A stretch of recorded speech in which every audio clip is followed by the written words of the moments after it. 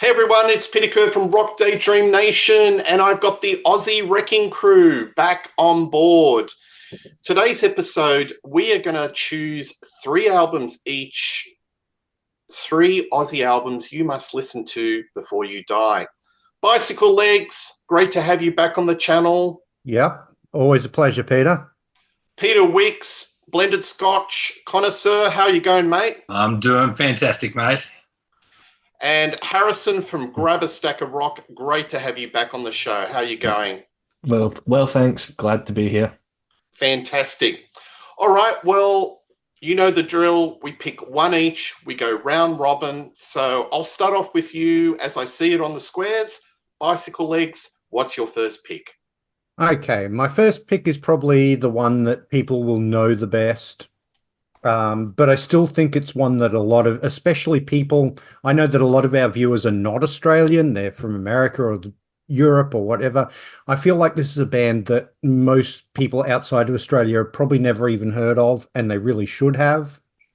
And I'm going to go with their debut album, self-titled. I think it's one of the best things they ever did, and that is Ganga. Great album from the 80s. Melodic rock, bit of a dance edge occasionally when you get a song like House of Cards. It's got a bit of a dancey beat to it. But that was the first song I heard of theirs, was House of Cards, and I fell in love with it instantly. Just really great vocals, really energetic music. It's catchy, it rocks, but as I say, it also has that kind of, not quite funk, but it's got a danceable beat to it. And then you get, I mean, this has got the one song that people would know of Ganga, if they know Ganga at all, which is the song Sounds of Then. Although people probably don't know it by that name, they probably know it as This Is Australia, because that's like the chorus part. Some wonderful twangy guitar on that track by guest guitarist Reg Mombassa from Mental as Anything. You know, it's a wonderful, wonderful song. But you've also got things like Giver of Life and To the North, and Gimme Some Lovin' was another single, which was really good. Yeah, it's just really good music from the 80s. This came out in what, 1980? I want to say 86. I could be wrong there. Anyway, you had a couple of, experienced musicians on here like Buzz Bistrop, who'd been played in the Angels, and yeah, they're just a really good band that I don't think a lot of people know, and I think it's a wonderful album that everybody should have a listen to. And their other album, they only did a couple of other albums, and they're both worth checking out too, but I feel like their first album is where it's really at for Ganga. That's the killer album. Yeah. So that's my first pick, Peter. Good stuff, Bicyclelegs. I actually picked up the follow-up in a record store. I haven't played it yet, and I haven't seen it. Very scarce. That album that you've just showcased didn't do that well in the charts. It sort of did medium well, but I think because of that song, it's one of those bands that's ascertained a bit of a following and a bit more of a cult status. But in the day, they weren't hugely spectacularly popular, were they? No, and they should have been. This would have been a good one for last month's show, like bands that should have been bigger. But I think they're a great band. And yeah, that follow-up album, I think it's called Gang Again. And it's not quite up to this one, but it's still really worthwhile. It's still, I think you'll find it's a really good listen. It just doesn't have quite maybe the standout tracks like Sounds of Then or House of Cards. So yeah, and I think one or two of the folks in that band, correct me if I'm wrong, were in a band called the Riptides, which were had a little bit of a following in the Sydney pub rock circuit in the early 80s, and I've seen them once. They're pretty good. No, I think you could be right. Yeah, well done. Good first pick. Peter Wicks, what's your first pick? All right, I'll see if you can guess it, actually. I'll say the immortal 7 words that came from this album. This is it, folks. Over the Top. The Angels. Face to Face. So that's the intro to Take a Long Line. Obviously, anybody who's been in a pub in anywhere in Australia in the 80s or 90s would recognise that line. So this came out in 1978, and it was, to me, it's, I don't know if I'd say it's their best album, but it's the album that kickstarted it for me. I don't know how many times I've seen the Angels. I would have lost track. I'm sure I've seen them a few times with yourself, Pete, at Bicyclelegs or Sweethearts or somewhere or other. But these guys were touring the Australian pub circuit like nothing else. It was just like they were constantly on tour. They basically lived their life on the road. I'm not sure how many albums they've had. They seem to be able to be constantly on tour and also recording quite often. I don't know how they managed to pull that off. But anyway, these albums aren't my favourite Australian albums by any stretch.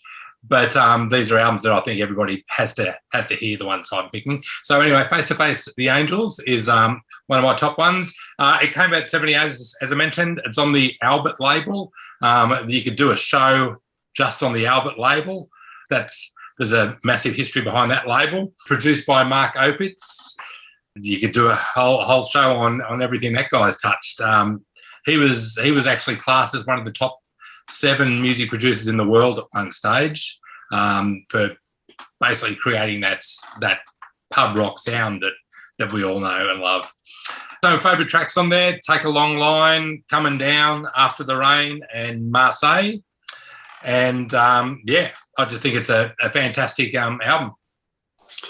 Well said, Pete. And I've got to put a shout out. The lyrics of Doc Neeson were just fantastic. He was such an intelligent songwriter, socially observant, and I think that's the reason why those songs last such a long time. They live on. Yes, I can recall going to a few gigs with you, the Angels at Bicyclelegs, and boy, were there punch-ups in the audience. There was something about the Angels that inspired a connection with the audience, but boy, were they fired up. I think it's that energy, that real, that sort of, it brought out of a lot of toxic masculinity, in the audience. There were so many punch-ups that night. Live, they were fantastic. Like the Brewsters didn't do much, the 2 Brewster brothers. They just sat there and just pumped out like really awesome riffs. And Doc Neeson, with his scarf up here and just running around like a madman. They were just fantastic to watch. So I remember that Bicyclelegs. This is my last thing I'll say about it. There was the encore, and the band goes off, and they want, "We want angels, we want angels," and you could feel the floorboards of Bicyclelegs, the top wooden floorboards, just going up and down, and I was just scared that it was just going to collapse. But that's just a typical experience with this band. So they should have been huge. Anyway. Yeah. By the way, I should also mention they're called Angel City in the US. Yeah, and Angel City from Angel City, and that's a whole. Yeah. Anyway, Harrison, what have you got? First pick. All right, so Jimmy Barnes' Freight Train Heart is one of my favourite Australian albums of all time. But from what I've heard, that one actually sold a bit over in North America, and my Canadian friends actually know about it. So instead, I'm going to talk about the live album from the Freight Train Heart tour, which is called Barnstorming. Now, right off the bat, it makes a very strong entry because there's 8 songs from Freight Train Heart here. If I recall correct, the album has 10, so it's all but 2. All great recordings. This is Barnes in his... He's not out of his prime. He's obviously older because this is 1988, but he still does what he does best. That Barnes trademark sort of screamy vocals, shouting it's akin to, but he sounds great here. But along with 8 songs from Freight Train Heart, all which rock, you get some other cool stuff here, like Good Times, which Barnes and In Excess famously covered together. Here, though, the other vocals are being sung by Johnny Diesel, as this recording is from the Melbourne Music Festival.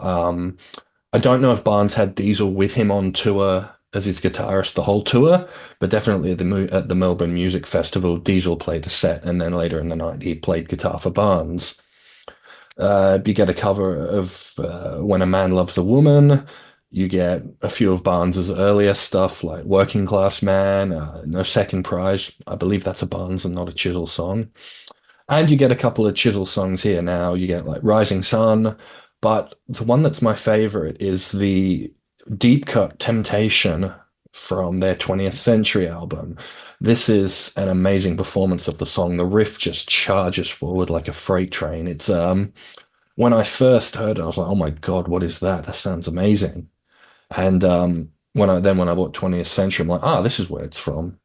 Because I couldn't find any record of the song anywhere. It doesn't really get played much. Obviously, because it's from 20th Century, their last album. They Cold Chisel broke up shortly after that, so it didn't get very road tested, unfortunately. But it's a great song and it sounds great here. And yeah, pretty much a great live album. If you know me, you know I love live albums. So definitely pick up Barnstorming. That's Barnstorming, like Barnes, as in his name, Barnes, which is an extra little layer there. Yeah, look, thanks for that, Harrison. And I can tell you around that era, 87, 88, I think Jimmy Barnes was at his stone cold peak, commercial wise, and he was just selling out theatres and, he was just ultra huge. Mm. So, yeah, absolutely.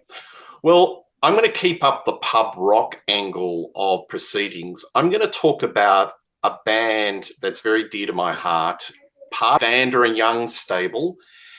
And I think it's probably, in my opinion, the greatest debut album from any Australian act ever. And I'm talking about Rose Tattoo and their first album from 1978. Man, oh man, this is a monumental slab of rock. Angry Anderson, Pete Wells, Mick Cox, Gordy Leach, Dallas Digger Royale. What a band. Nice Boys, Rock and Roll Outlaw, One of the Boys, Bad Boy for Love, Astra Wally. It's just a masterpiece. It's influenced so many bands. It's aggressive. I think it's just lightning in a bottle. You look at this band and they look menacing, they look tough, and boy, they live the life. So, yeah, look, Rose Tattoo, when you hear that slide guitar of Pete Wells, brings a shiver up my spine. It's just crunchy rock and roll. The lyrics of Angry Anderson, he's a great social observational lyricist. He's a storyteller and what he calls street poetry. I think everything about this album I love. I think it's authentic Aussie rock. It's a time capsule of 1978. It's stories of the street. I think it really has shaped pub rock and influenced so many bands like Guns N' Roses, Great White, Skid Row. They always go back to this album. And I did a recent interview with Ronnie Simmons, who's the current guitarist from Rose Tattoo. That'll drop on the channel, if not already, by the time this show goes to air. He says that he sees a lot of kids that are just cross-generational fans. I can tell you that Rose Tattoo have influenced Amel and the Sniffers. They've influenced the Chats. It's cross-generational. It's influential. It defines pub rock. It defines hard rock. It's a monumental piece of rock art. Anyway, Rose Tattoo, first album. Do yourself a favour. Listen to it before you die. Bicyclelegs, what's your next pick? All right, let's keep going with something nice and loud. Not quite pub rock, more heavy metal, this one. This is an album. I've talked about this album before on the channel with you, Peter. We did a show a long, long time ago where we were talking about bargain bin finds. And I could not believe I found this album in a bargain bin because it's something that goes for, big, big money. And the album I'm talking about, Volcanic Rock by Buffalo. Now, it could have gone with any of their first sort of 3 albums. I think they're all really classic. I mean, look at these guys, real hard rock metal guys, before it was sort of the leather and studs thing. But, yeah. But this is real sort of, if you're into your early Black Sabbath and that sort of thing, you'll really enjoy Buffalo, I think. They're lengthy-ish tracks too, much like sort of early Black Sabbath. You're talking about your sort of 6, 7, 8 minute long songs and that sort of thing. But it's just really great. Really, it's got a groove to it, but it's heavier than anything else that was out in music at the time in Australia, because this came out in, I think, 1973, and there just wasn't anything else on the Australian scene to compare with it. And they're just a band that nobody outside Australia knows, and a lot of people inside Australia don't know either. And it's definitely, for all the metalheads that might be tuning into this show, definitely an album that you must hear before you die, because I think you'll really, really enjoy it if you're into that sort of early 70s, almost stoner rock, that sort of thing. This album will absolutely do it for you. I think some of the best tracks on this album, I love The Prophet, Pound of Flesh and Shylock, which closes out side 2. Absolutely wonderful. And the song Freedom, just really, really great stuff. So that's my second pick, Peter, is Volcanic Rock by Buffalo. Sterling picked their Bicyclelegs. They were known as Australia's Black Sabbath, I believe, in the day. Yeah, they've definitely got a similar sound. And one of the first Australian acts signed to the Vertigo label, which is absolutely not too shabby at all. They're still going around. I think Tice is still in the band.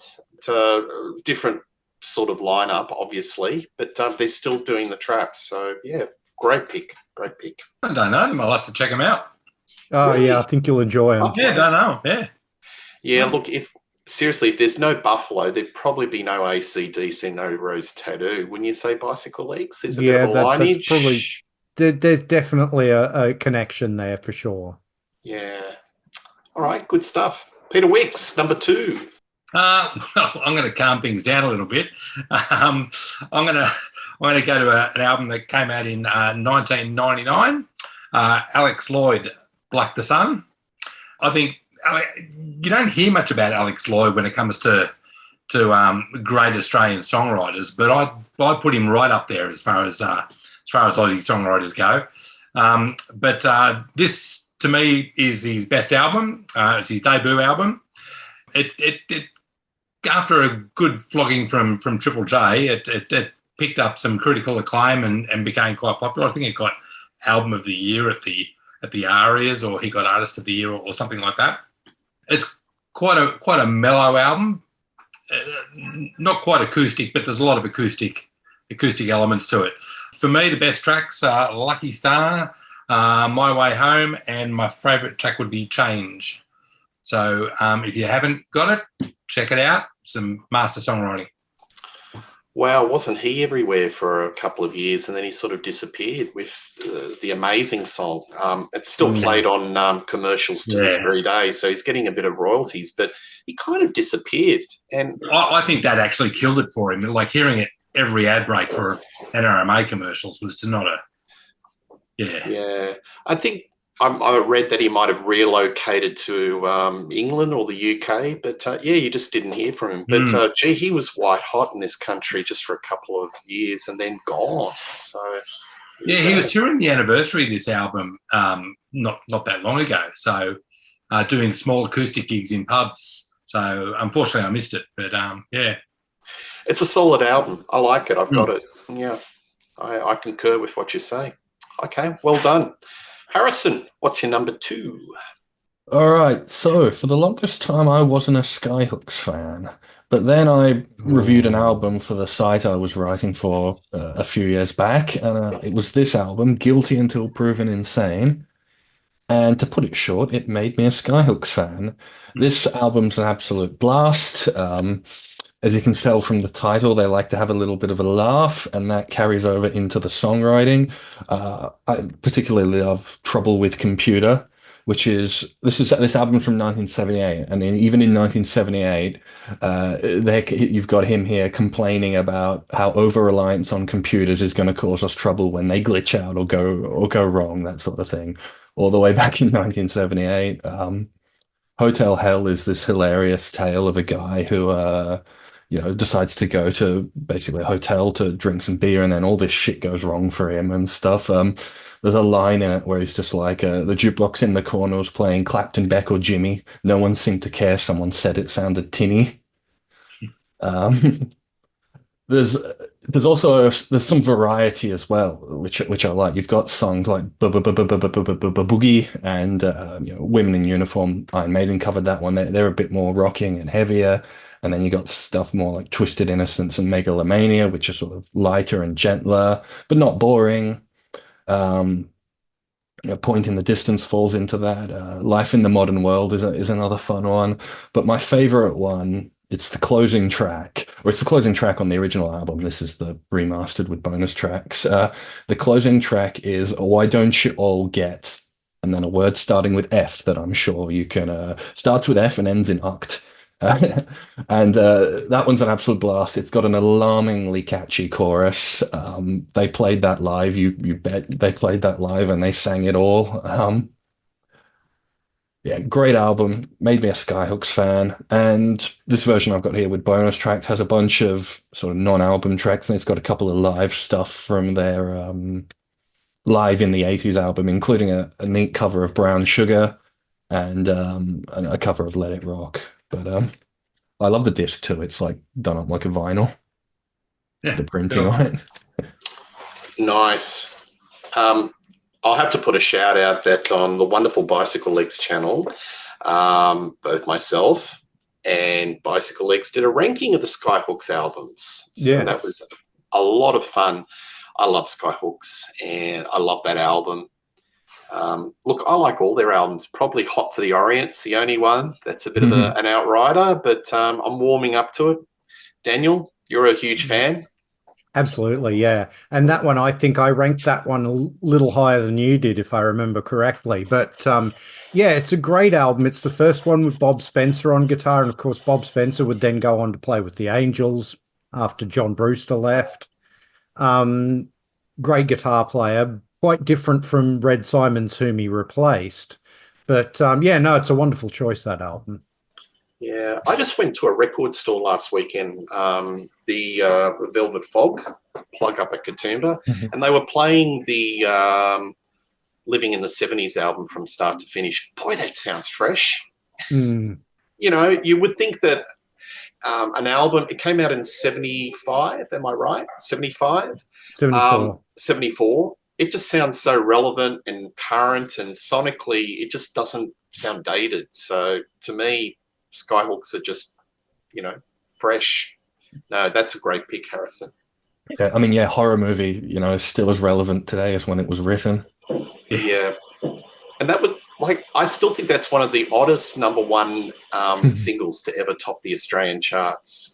Do you think a song like that would ever go to number one, like in these days, or even the last 20 years, 30 years? No. I mean, we had some odd things get to number one, like Australiana, I think, was number one for a while. Yeah. Oh, Shut up, the you old, nice. Remember that? not on the show. No, don't. That while we don't talk about shut up your face. Anyway. All right. My number two pick. I've had a few comments on Rock Daydream Nation saying, why don't you talk about this band? And there's a lot of love for this particular band that I'm going to showcase. They were kind of bigger in the UK than Australia. I'm talking about the Triffids and their 1987 album, Kalencha, formed in 1978, featuring the wonderful vocals, songwriting of David McComb. This album it's really wonderful. Basically, how would I describe their sound? I think initially they were kind of jangle rock, but with this album, Kalencha, it became more cinematic, more symphonic, even kind of pop. A lot of people describe it as folk rock. I listened to this album quite regularly over the last couple of weeks, and I was thinking, gee, this is like Nick Cave. I recently did a review on Sea of Tranquility of the new Nick Cave album, and I'm thinking, wow, David was doing this like 30 years ago. It's got that real sort of that bluesy Scott Walker croon. I describe his voice as a little bit of, you can hear a little bit of Nick Cave, Matt Johnson from the Dirt. His songwriting is very much of the heart.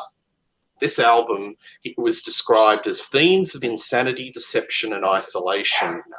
The whole album is kind of conceptual in a sense that it's talking about the pain of being apart from your loved ones. And the Triffids were spending a lot of their time in the UK or Europe, because in Australia, let's face it, they weren't really that well known. They weren't in the pub rock genre. And I would put them in the same sort of category of what Bicyclelegs was talking in the last show, like the Go-Betweens, where they had to relocate to get a little bit more recognition and success, but in their home country, they didn't have it. Bury Me Deep in Love, you may have heard that song. That was probably their only chart success. I think that went into the lower reaches of the top 40. But there's so many other great songs on this album. Open for You, A Trick of the Light, Hometown Farewell Kiss. He's just a wonderful songwriter. Tragically, he died age 36 in 1999. This was the album that they got signed to Island Records. There was a bit of record interference. Basically, Island Records wanted David. They didn't want the band. And there was a lot of tension between David and the record company. Anyway, they relented and they recorded the Triffids, the full band. I think it was a couple of years later they came back to Australia and they broke up, I think, in 1989. But look, if you love your music to be lush, cinematic, I sort of think of this album as kind of against the wide open spaces of Australia. And actually, they did a song with their couple of previous albums called Wide Open Road. That may be another song that you may be familiar with, which was voted one of the top 30 all-time Australian songs of all time. And that was off Born Sandy Devotional. A lot of the critics think Born Sandy Devotional is the album for the Triffids, but in my book, the emotional centre, the emotional heart album is Kalencha by the Triffids. So do yourself a favour. There you have it, the Triffids, long overdue, focused on Rock Daydream Nation. Daniel, are you familiar with the Triffids? Yeah, absolutely. I mean, I think you can't go wrong with that one, Born Sandy Devotional or In the Pines. I think those three albums, which I think they all released within the space of about 18 months. I think they're all wonderful albums that are worth anybody's time. Criminally neglected in Australia, weren't they? And just should have been huge. But anyway, not to be. It happens to lots of them though. Like the comparison, like even Nick Cave wasn't big here back in those days. He had a following, but he had to go to the UK where he was more accepted over there. But now he's got a following.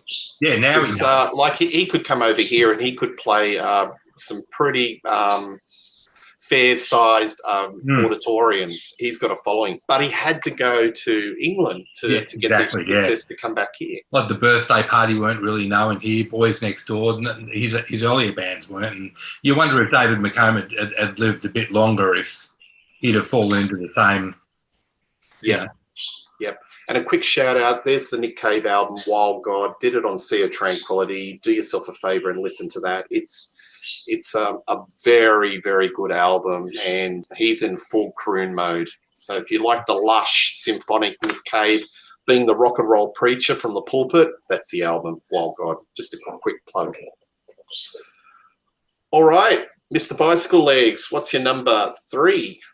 Okay, I will be very surprised if any of you gentlemen, or indeed anybody watching this video, has heard of this band, because they are very much a local band here. They're not a band that's sort of broken out. I thought of this band right at the last minute when we were just getting ready to come on air for this show. And I thought, I have to talk about this because I love this band.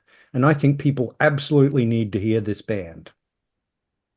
And the album I'm picking is their 2016 album. And the band is called Some Jerks.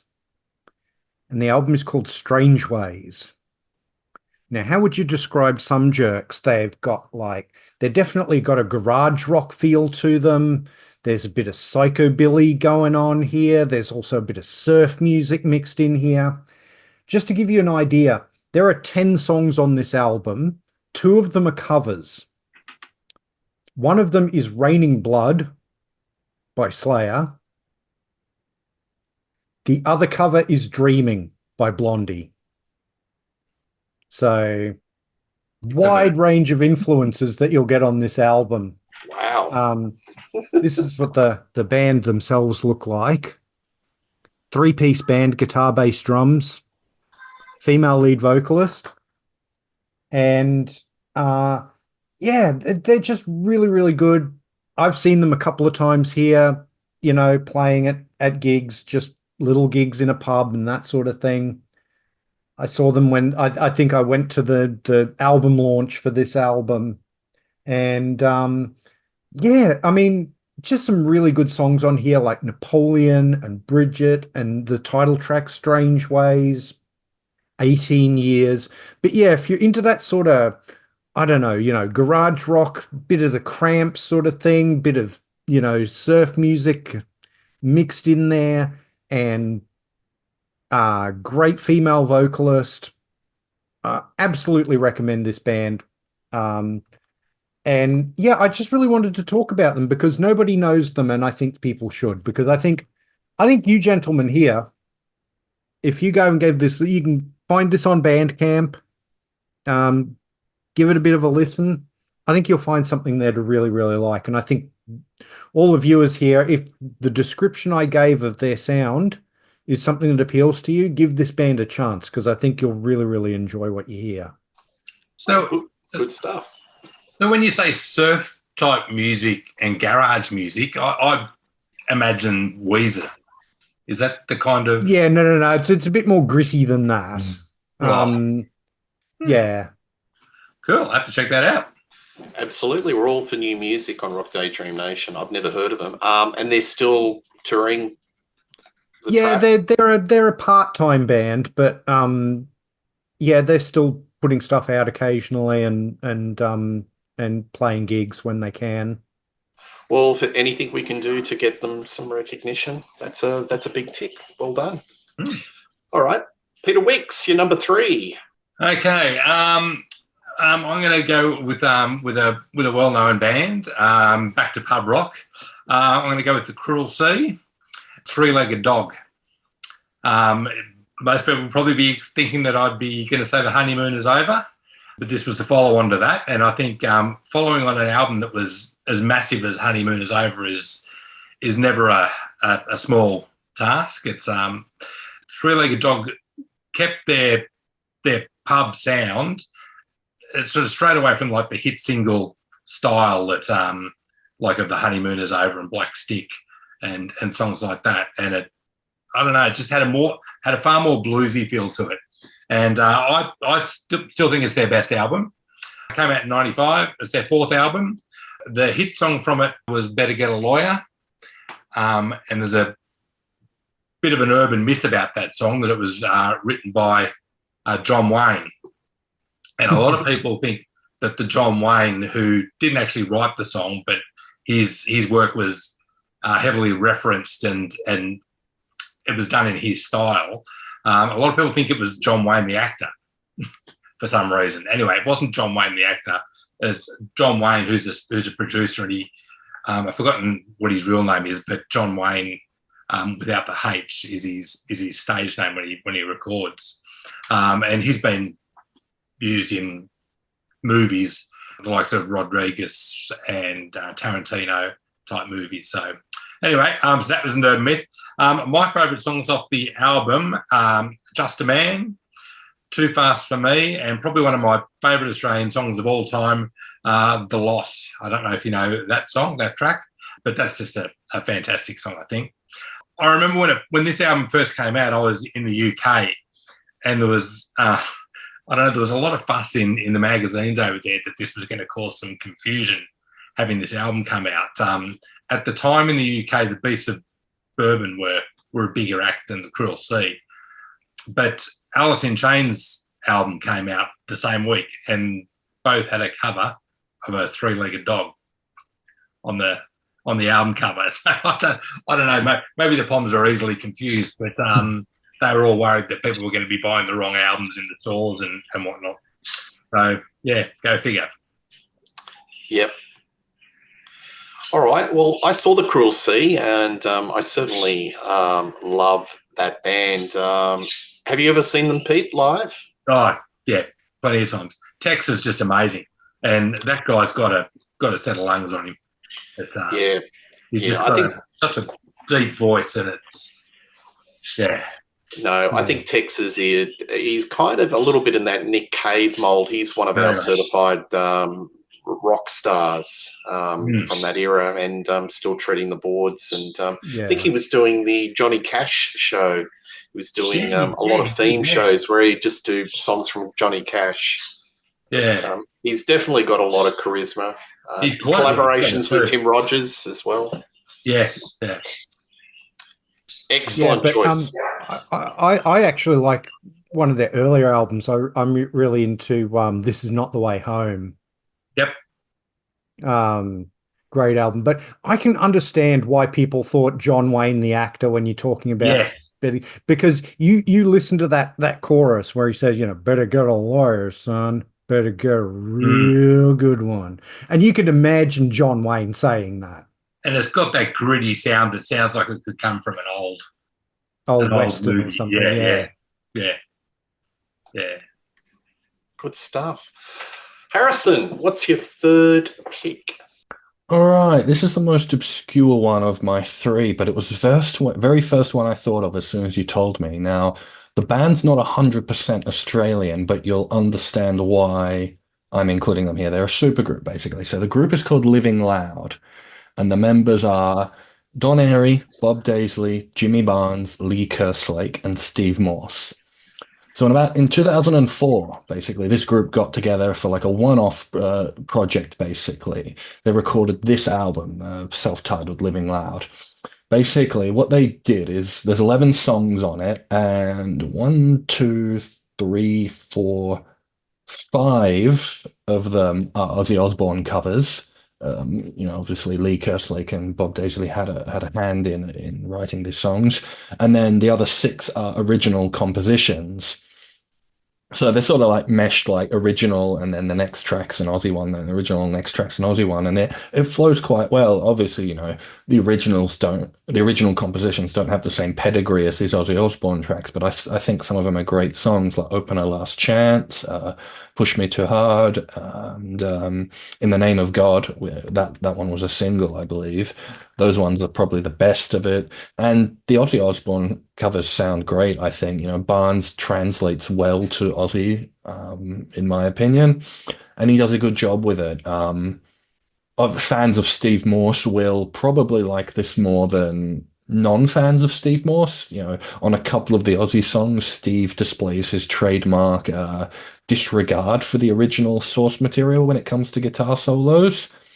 For example, if on Mr. Crowley, if you're expecting Randy Rhoads, lightning fast outro solo, you're gonna be disappointed because Steve goes for a bluesier take on it, slower. I think it works. I think it works for the type of the song, but I know that fans of Deep Purple can be a bit critical of Steve and his deviations from existing written solos. But no, I think this is a great album. It's quite obscure. As a super group, they did this one album and then they broke up. They did it just basically. They always intended it that way.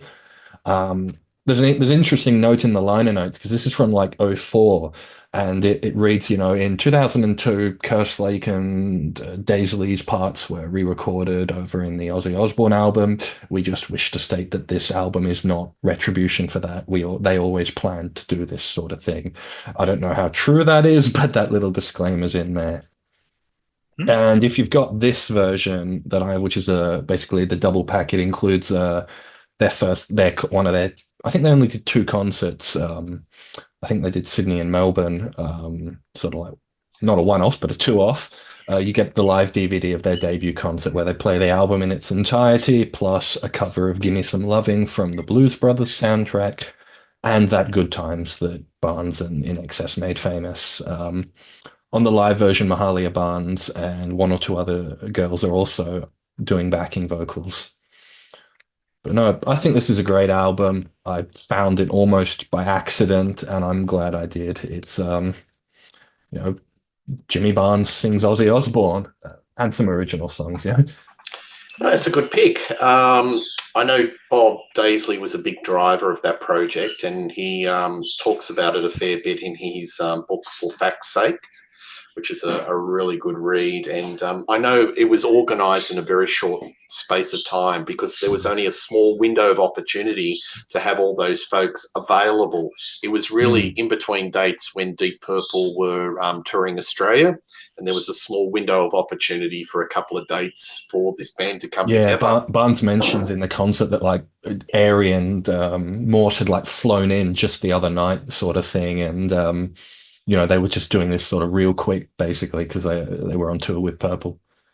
And Barnesy sings beautifully, and it's just a really interesting take on those early Ozzy Osbourne songs. So if you want to hear it like sung through the soul prism of Jimmy Barnes, there's the album. So great pick. Speaking of Jimmy Barnes and Cold Chisel, I'm going to talk about this. I almost put that on my list, but it was well known enough that I went for some other more obscure stuff. There's so many albums in the 70s and 80s that I could have put up as an album that you must hear before you die. But I think East is probably right up there with Circus Animals. At a nudge, I'll pick East. How do you describe Cold Chisel? Soul, rockabilly, hard rock, R&B, filtered through an Australian prism of experiences. And I was just thinking, is there been any other Australian band where every single band member is a songwriter? They're like, you've got Phil Small, My Baby, Barnes, My Turn to Cry, Ian Moss, Never Before, Steve Presswich with Best Kept Lies, and then you've got Don Walker doing Choir Girl, Cheap Wine, Standing on the Outside. I can't think of any. What about international bands? What would be the band? Maybe, Daniel, would you think? The band don't was have a lot mostly of Robbie songwriters. Robertson, but no, there are bands I think that do that, but it's rare. It's definitely rare. In Australia, I can't think of any. No, There'd be not one in or two, Australia. but where everybody pitches in. So you can understand why they're revered. I don't think any Australian band, other than maybe Midnight Oil, and the Angels, spoke to their audience so intimately and really put a mirror to the psyche of Australia. Don Walker is like Bob Dylan-esque. He's at that level of songwriting. He's a storyteller, like Standing on the Outside. Yeah. That's a song about a bloke that's down on his luck, and his mate robbed the TAB, and he's thinking, I'm in this dead shit job. I'm not going to earn much money, and I'm not going to get anywhere, and maybe I should do the same and rob a bank or rob the TAB or something. He puts these little stories. Don Walker writing a love song to Ita Buttrose and making it compelling. Not so wise in hindsight. Star Hotel, which is a news item about the riots at Star Hotel in Newcastle, making it compelling. It's like our Smoke of the Water. It's like some stupid with a flame gun. So many experiences, so many stories. This album is just so beautifully put together. It's beautifully produced, arranged, sung. I think Jimmy Barnes, between the years 80 and 84, was at his stone cold peak vocally. He sings so pure. I think when he got into Harrison, into the Freight Train Heart, his voice started to get really belted and started to get a bit more gravelly because he was. I wouldn't disagree with that. He sung a lot clearer on a lot of the Cold Chisel tunes. There were a couple ones where I think he talked about how he was just being like pushed to sort of And maybe the wear and tear of the drugs and alcohol affected the vocals. But just listening to the vocals, his singing lines are just so pure. And the way he works with Ian Moss is just, it's manna from heaven. It's beautiful. I think this is one of the greatest Australian albums. It deservedly so. It only hit number 2, pipped by True Colours, Split Ends. Great album, but, you know, what a year for Australian New Zealand music in 1980 when you've got True Colours and Cold Chisel 1 and 2. Fantastic days. You're going to get pipped by something. Split Ends ain't a bad way to go. Oh, no. That's a great What a album. 1-2 punch. Yeah. But I'll be seeing Cold Chisel on their 50th anniversary, and the reviews are gushing. They're saying Glenn A. Baker, rock historian, if you know him, said, I've seen Cold Chisel. He said, I've seen him about 20 times, and this is the greatest performance. So this might be their farewell. Yeah. But I've never seen them, and it's just one of those things. And I'm really looking forward to seeing them in December. But anyway, East is the pick for me. I just think that they're firing their creativity. They're firing on all cylinders. And if you want to hear songs that have a sweep of Australiana, our experiences, our people, our events, this is the album, East by Cold Chisel. Yep. Any other comments, lads? Love the way their tour, which is supposed to be their farewell tour. It's, what is their 50th anniversary tour or something or other. I love the way it started off in Armidale. The first gig they did was in Armidale, which is, for those of you who don't know Armidale, it's a reasonably smallish town in northern New South Wales, and it's where it all started for them as a band. So that's where they started their tour, and like they could have started it at a stadium in Sydney or Melbourne or Brisbane, but they started it in a small country town instead. I think that's... You had me for a second, because we have a suburb here in Perth called Armidale, and it's not very well socioeconomically. So I'm like, Armidale? No, this one's with an I, not an A. Yeah. Bicyclelegs? Yeah, I was just going to agree with you that for me, the best Cold Chisel, it's a toss-up between East and Circus Animals. Mm. Those are definitely their two best, and I don't think you can go wrong with either of them. But, yeah, just a wonderful... And I totally agree with you about Jimmy Barnes, too. I love Jimmy Barnes in Cold Chisel, not so much in his solo career, but that's just my personal taste. But, yeah, Cold Chisel, you can't go wrong with them. No, you can't. Indeed. All right, lads. I think what we'll do is, if we could just do some quickie honourable mentions, just put out a shout to some other albums that the folks in Viewerland should check out that are very worthy. Bicyclelegs, you got a couple that you want to do a spot? Well, I will actually speak to my shirt, and that is In Excess. I feel like their first couple of albums, just people don't know them. The self-titled debut album and Underneath the Colours. Both really great albums. Underneath the Colours, produced by your friend Peter Kerr, Richard Clapton, who you talked about in one of our earlier shows. He does a great job of producing them on that album too. But those albums are not well known at all. Not even here in Australia, let alone by the wider public. And they never played any of those really early songs in concert, which was a shame. You know, when they got big, they never went back and played any of those songs off those first couple of albums. And then the other one I wanted to mention is probably an obvious choice, but people outside Australia probably don't know this album, and that is the debut album by Goanna, Spirit of Place. Just such an Australian album. It's dripping with Australiana, you know, talking about... I mean, the best known song off that is Solid Rock, which, you know, talks about the terrible history of colonialism here in Australia. But the whole album is just really great. Lyrics, some of the best Australian lyrics from Shane Howard. And, yeah, just a really great band. Got a bit of a West Coast USA music feel, but lyrically very, very Australian. So, yeah, those are just a couple that I'll shout out. Great picks. And, yeah, that's another band, Goanna, massive with that album, but afterwards not so big, which is a bit of a head scratch. Yeah, nice picks. Pete, any honourable mentions? I've got a few, I've got to say. Midnight Oil, 10 to 1, Hoodoo Gurus, Mars Needs Guitars, Divinals, Desperate. But there's also a movie which is coming to a town near you soon. It's called The the most Australian band ever, and it's about the Hard-Ons. So a much overlooked band, but yeah, any album by the Hard-Ons, from all the way from from Dick Cheese all the way through to Ripper 23. They're fantastic band. Definitely get in if you like your music fast and hard.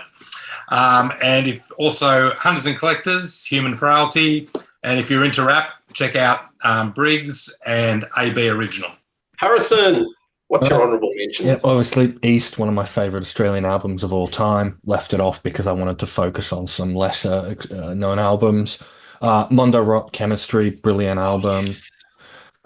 Baby Animals, the debut album, love it. Yes. And even their second album, Shaved and Dangerous, even though it's not up to the same standard as their debut, it shows a band that has grown and matured a lot since that first album. Not saying that this is immature, just that they've grown in their songwriting. So Shaved and Dangerous does make for a nice listen to sort of like compare and sort of speculate how they would have kept going if they been more what's the word, diligent, I suppose, with new releases.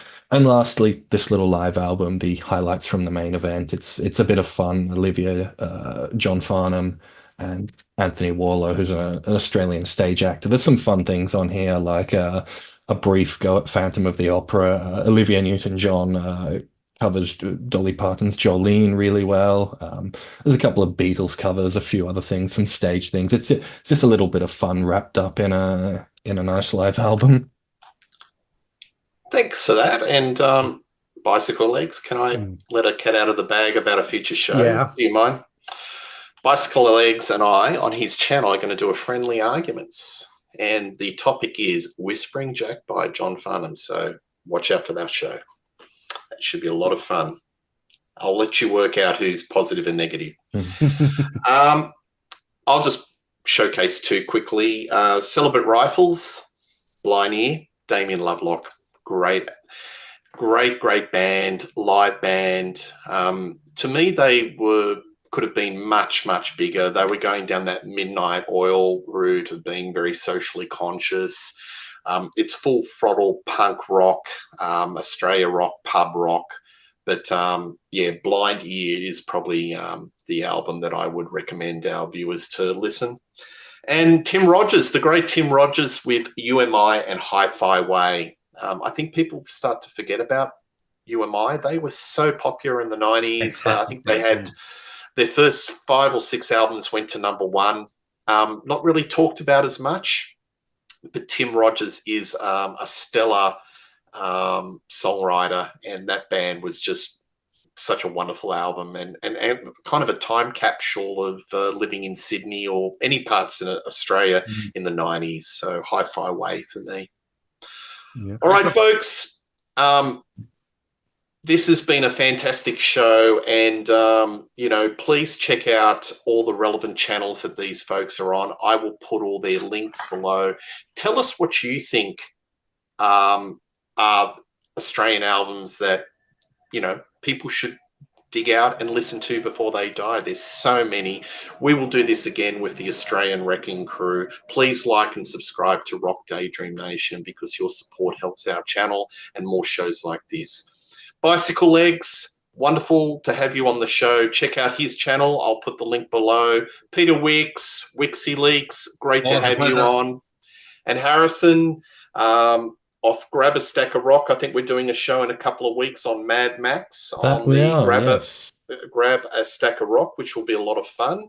But you can see Harrison on that channel, and he'll be on the Australian Crew in, I don't know what next month's topic will be, but this is a regular part of this show. All right. Cheers, everyone, and enjoy the rest of your day. Thank you.